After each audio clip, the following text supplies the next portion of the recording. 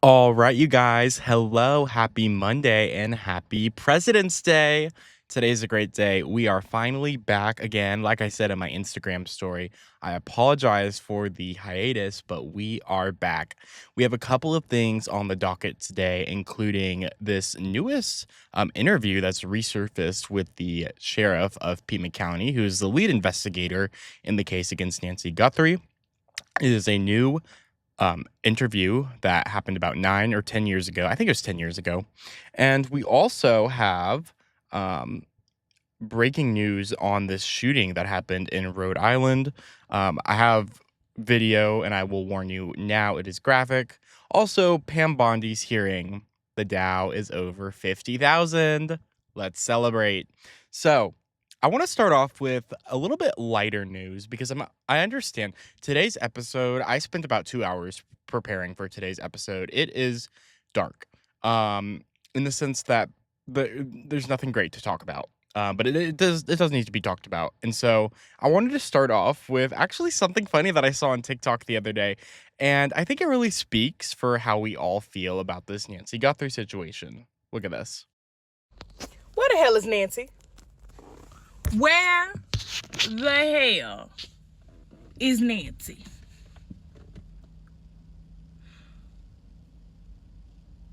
Nancy is in her 80s. What the hell y'all need with Nancy? Get them their mama back. Right now. And I mean right now.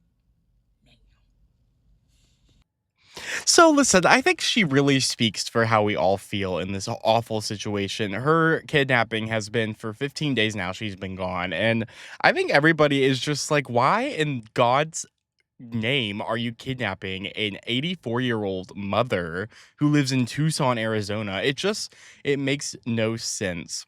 And I think everybody feels this way. Like, where the hell is she? Like, what happened? Because they really don't have an identification on a suspect. They barely have DNA evidence. I've heard that they have preliminary results from a DNA test they took from a glove, but that, again, like I just said, it's preliminary, so it's not like they have a ton of stuff to run on here.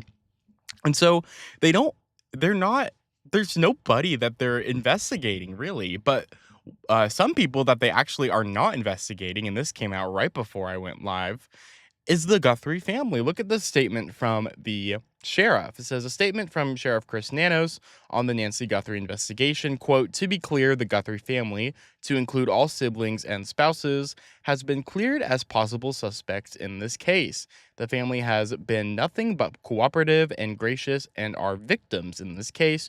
To suggest otherwise is not only wrong, it is cruel. The Guthrie family are victims, plain and simple. Please, I am begging you, the media, to honor your profession and report with some sense of compassion and professionalism.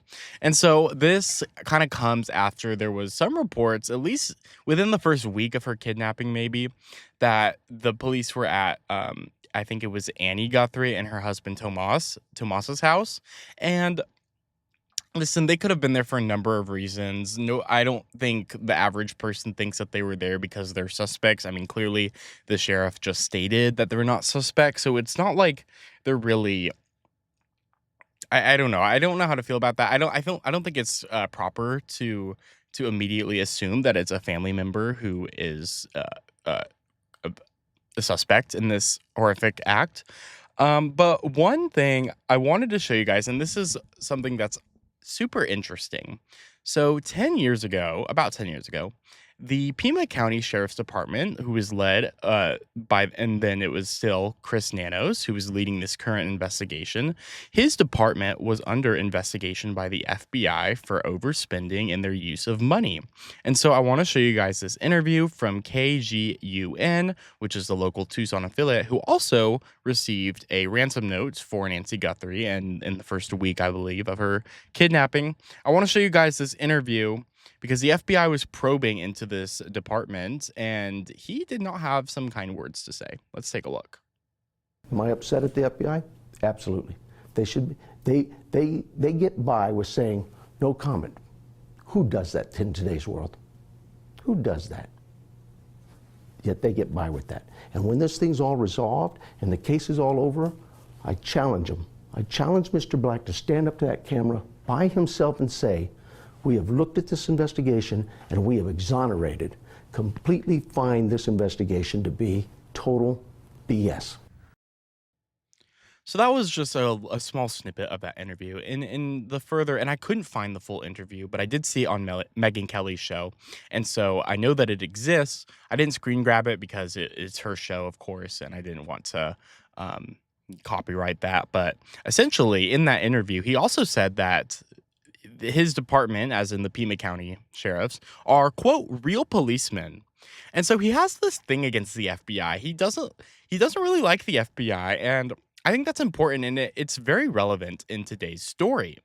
So Brian Enton, who is a correspondent for News Nation, conducted an interview with the former I believe it was the under sheriff, so like the deputy sheriff of this department under Chris Nanos. He conducted an interview with him after Nancy Guthrie's abduction, her kidnapping, and it shows this man's ego. Apparently, he has a really bad ego. Let's take a look at this interview. It should have been recognized initially that once this is labeled an abduction, get a task force together and bring on the FBI and ask them to take it over. Why do you think that didn't happen? Unfortunately, the sheriff, Chris Nanos, has an exorbitant ego, and he, in one case I can think of prior to this one, told the FBI he's the better investigator and he doesn't need their help. And that was a critical case that we needed their help with. This one, in particular, they have far more resources than the sheriff's department has. And he's right. The FBI has a lot more resources than the county sheriff's department has. That's just the way it is. And when you have a case like this, when you have somebody that is abducted and you know they're abducted because the blood and the fact that she maybe she left her home, but the blood and the man on the camera indicates an abduction. And of course, the ransom notes are indicative of a abduction. And so when you have an abduction like this, especially of an older woman or an elderly person, you would call the FBI. I would think that where I live, they would call the FBI if I was abducted. And they had this evidence, blood outside my door on the porch. They had a doorbell camera video of somebody entering the home and trying to take down the camera and trying to camouflage themselves with plants. And so you would think that actually, yeah, maybe you would call the FBI.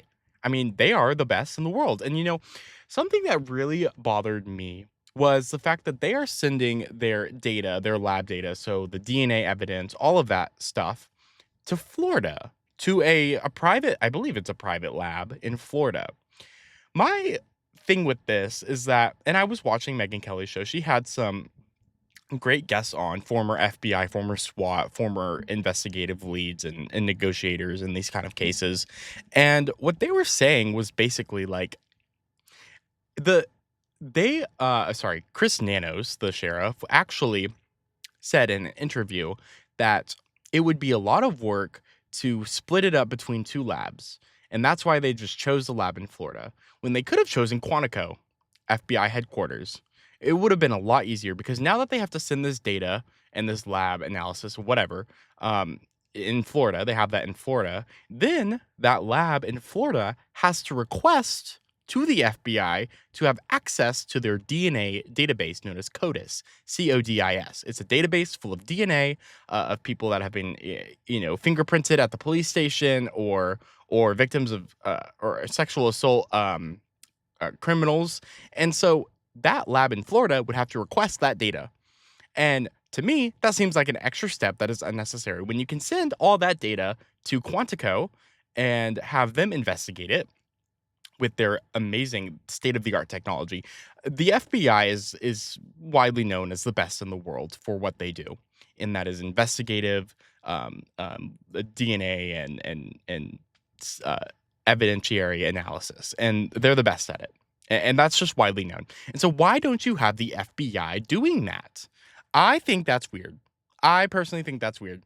And the fact that he has a big ego, and that's what his former undersheriff, deputy chief of police or whatever his title was at the time. I believe he retired in 2023, if I'm not mistaken. Although I could be totally wrong on that. That was just something I saw when I was researching in my preparations for today's show.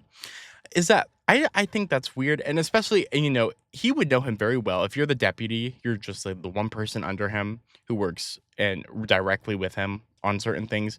You would probably know his personality and what kind of person he is. And the fact that he also said in that interview 10 years ago that the FBI aren't real policemen, it sounds like he has something against them. And I'm not saying that he's a bad person. I'm just saying that he may have something against the FBI so much that he is not letting them take control of this case. The Pima County Sheriff's Department is still in complete control. Yes, they do have people from the FBI. They have people on the ground, investigators, detectives from the FBI assisting, but the FBI is not leading the investigation. And that is where things, I believe, go wrong, because the FBI should be absolutely in full control of this investigation. They are the best. They know the FBI knows everything. I mean, we live in a world where we have this organization, this bureau that knows everything about everyone, basically, and they would be able to do this much faster. In an interview, when Trump was at the White House, he said that while basically that he respects that the sheriff's department is wanting to do their own thing, the locals, he said that they had made much more progress when the FBI got involved. And honestly, I don't disagree with him. I do think that once the FBI did get involved in some capacity, although it's not the capacity that it should be in, they made more progress. And so this, I kind of was bothered by this, and I don't really share my personal opinions, but I was bothered by this. I do think that the FBI should be leading the charge, absolutely, 100%, with assistance from the sheriff's department, of course, but it's the other way around. It's the sheriff's department of this large county that was founded in 1865. Is a very large county. They have a lot of ground to cover, and it was founded in 1865, like I said. And instead of the FBI leading it, it's the county leading this investigation. And so I don't know. I do think that's kind of weird. What are your thoughts on it? Leave it in the comments down below in the live chat if you're watching live. It's not sitting right with me. I don't think it's sitting right with me. So, moving on from that, of course, we are absolutely praying for Nancy Guthrie. I didn't download the video, unfortunately. I'm just now realizing that I actually had a video from Savannah Guthrie's Instagram that she posted She posted yesterday, I believe, and I should have downloaded it. I apologize. I did post it on my Instagram story, if you do follow me on Instagram at Brandon Doggett, but they believe she is still alive. They have hope, essentially. That is what they're saying in that video. And so, who knows? Who knows? And of course, I'm praying for their family. And if you guys know anything, you can call the FBI tip line, the hotline, 1-800-CALL-FBI. That would probably be the best to call, just because everybody's backed up. They have tons and tons of calls. I believe I heard a number 13,000 different calls of tips and stuff. And so if you guys know something, this may be a far reach. My audience may not know anything, but if you do, please call, because if you live in Tucson or the surrounding areas, please call. This is a horrific case. 84-year-old Nancy Guthrie, mother of Today Show host Savannah Guthrie, is missing. And it has been 15 days since she was kidnapped from her home in Tucson. Moving on to something that is darker, unfortunately. I hate to say it, but it is. There was a shooting today at a hockey game. Yes, it was a high school hockey game in Pawtucket, I believe. I'm not sure the exact city, but it was in Rhode Island, excuse me. So I want to show you guys the video of the shooting as it's taking place. I want to warn you guys ahead of time that it is graphic. And if you do not sit well with graphic content, please just wait 30 seconds. The video will be over. But it is important to share with you guys the moment that a person shot at these people in a hockey game in Rhode Island. Right now, we know that 3 people are dead. 1 of them is the suspect. 2 of them are other victims that were at the hockey game. And 4 people are injured. I'm going to show you this video now. I'm warning you ahead of time. It is graphic.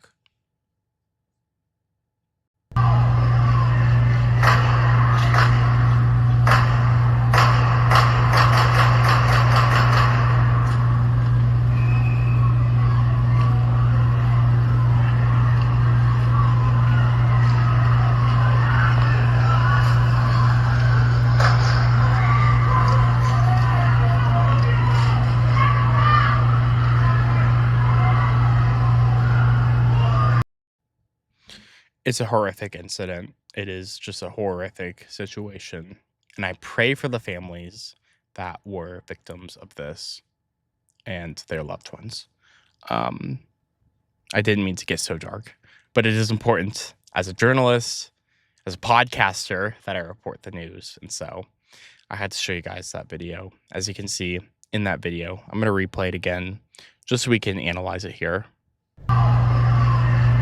So as we can see, you can hear gunshots being fired and people are running. The hockey players are running to the side to take cover, I would assume. I think that plexiglass is pretty strong, potentially. And then you can see all of them running. I think once they realize what's happening towards the exit of the hockey rink. It's just a awful situation. And so, again, I apologize if you are sensitive to that.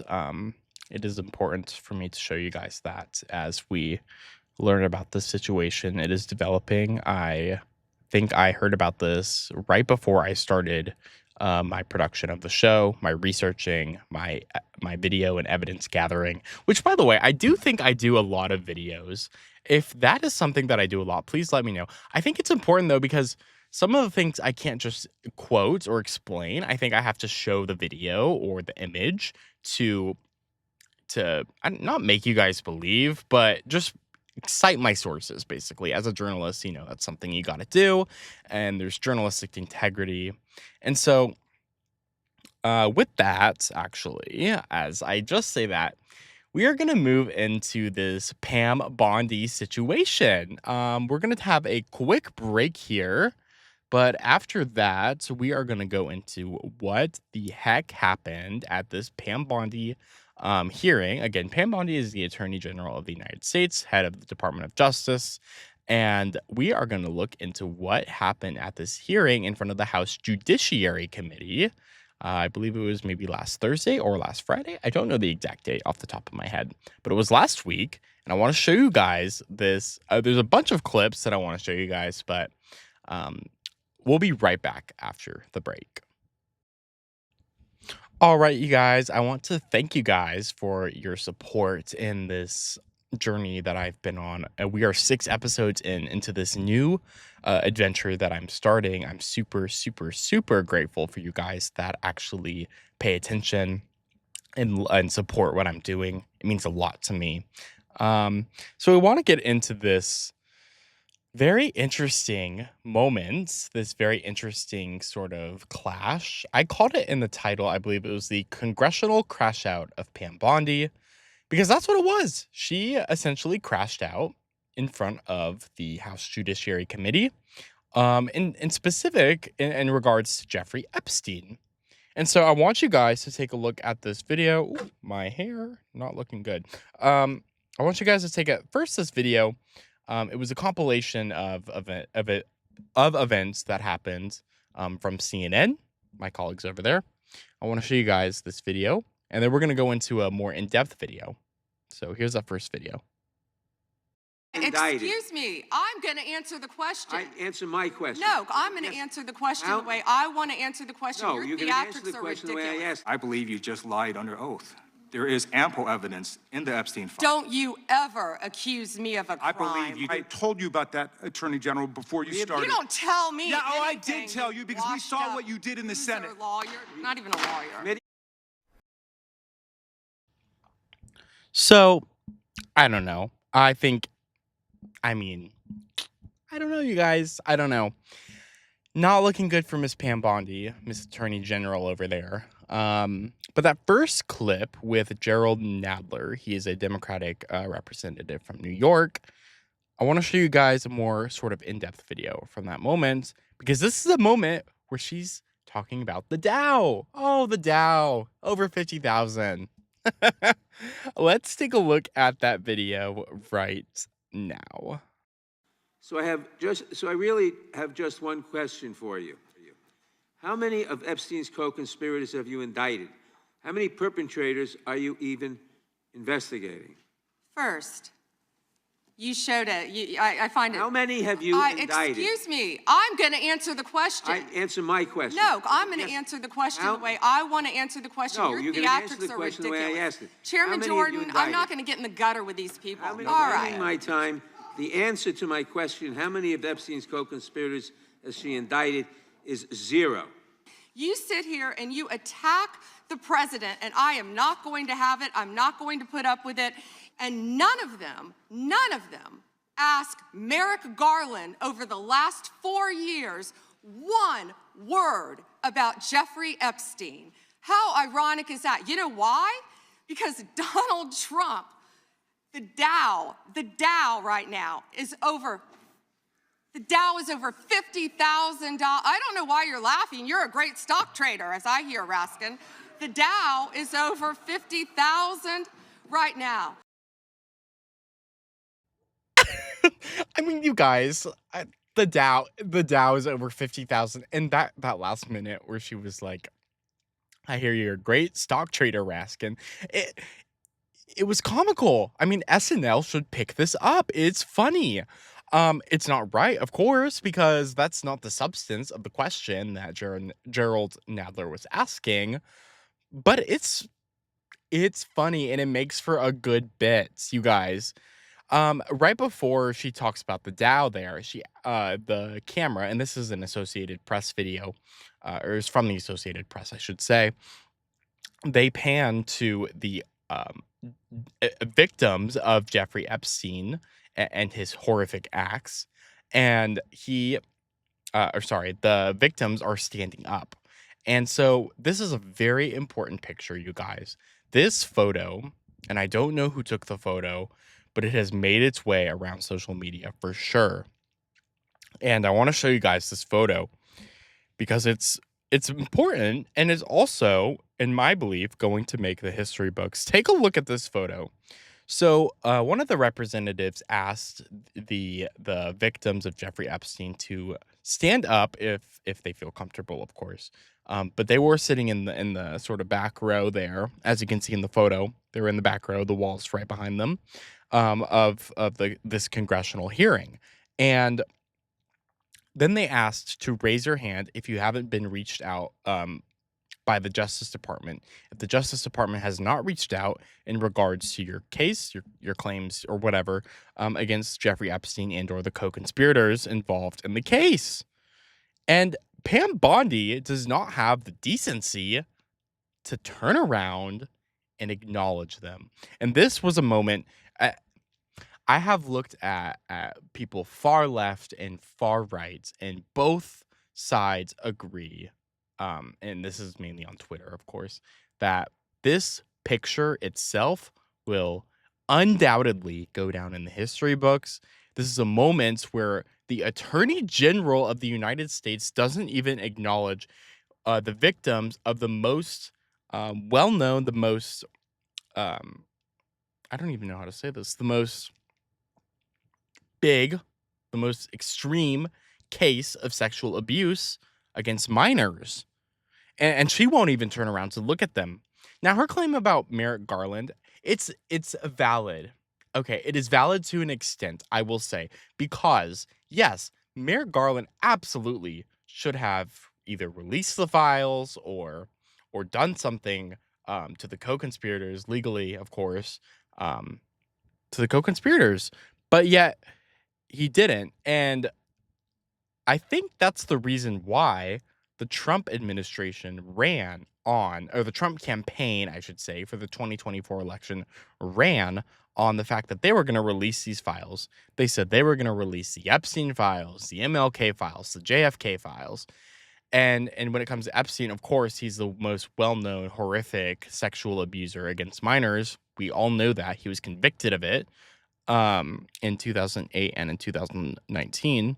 And they ran on that. They said they were going to release them. And then in, I don't even know what month, but early in the administration, when they took office, Pam Bondi said, quote, I have the I have the client list sitting on my desk. And of course, a couple of months or maybe even weeks later, they came out and said, no, a client list doesn't exist. And that's what prompted this push to release these files. They wanted to release Thomas Massey, a Republican from Kentucky, and Ro Khanna, a Democrat from California, got together through bipartisanship and put up a vote to release these files. And it was a unanimous vote, except one person, I believe from Louisiana. I don't know off the top of my head. Maybe from Mississippi. I don't know. One of them southern states. And it was a fully unanimous vote, basically, apart from one person. I don't know the exact reason onto why he voted no. I'm sure I can research that. I don't know off the top of my head. But one person voted no. The rest of Congress voted yes. It was a complete unanimous vote in the Senate. And President Trump even signed on to this bill. He agreed to it.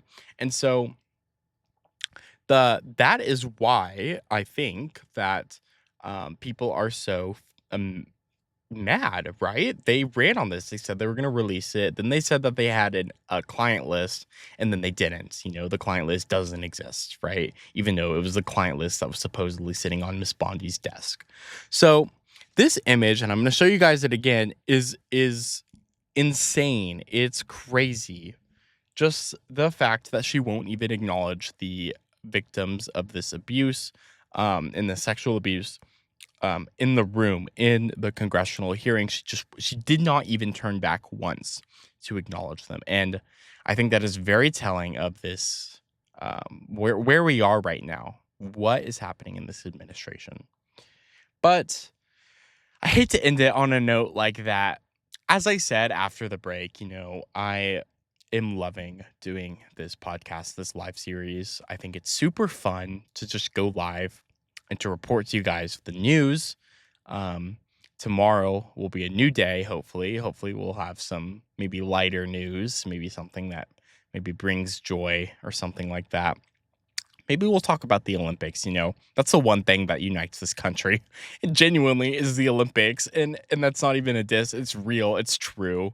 The one thing that really unites this country is the Olympics. But we might talk about that tomorrow. We might talk about other things if there's new information in the Guthrie case or the Epstein files or anything else out of the Trump administration or former president. By the way, former President Barack Obama, before I head out, I want to talk about the fact that he was literally like, aliens are real. I don't have a clip, but he was on a podcast and he said that aliens exist.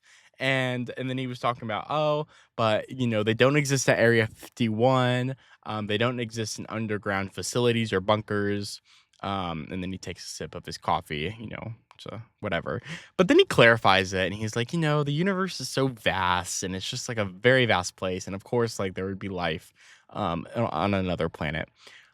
Kind of sus, you guys. I actually might bring that into the podcast tomorrow because I think it's kind of sus. Like, I can't even lie. I think it's sus. Maybe something like that. Just like, aliens. Like, maybe we'll talk about that tomorrow. But I want to thank you guys for your support of this podcast. I've really been enjoying it, and it's only going to go up from here. The quality, the even my speaking, it's all going to go up from here. And so, I always think about it like this. Like, it's just like, this is the worst it could be. I'm at the worst possible skill level that I could be at possible. And so everything from here is going up.